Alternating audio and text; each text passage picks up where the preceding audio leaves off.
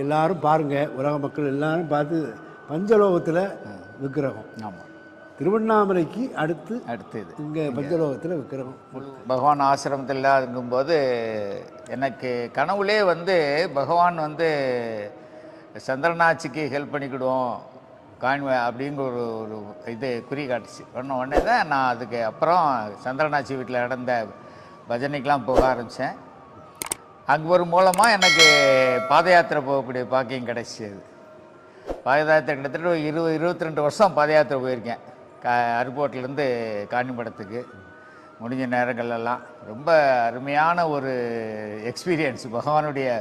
பகவானுடைய ஒவ்வொரு இதையும் நம்ம பார்க்க முடியும். அந்த பாத யாத்திரையில் ரொம்ப கண்கொள்ளா காட்சியாக பார்க்க முடியும். அந்த பிராப்தம் எங்களுக்கு எல்லாத்துக்குமே கிடைச்சது. அதனுடைய பலன் தான் எங்களுக்கு இந்த அருப்புக்கோட்டையிலையும் கோயில் கிடைக்கக்கூடிய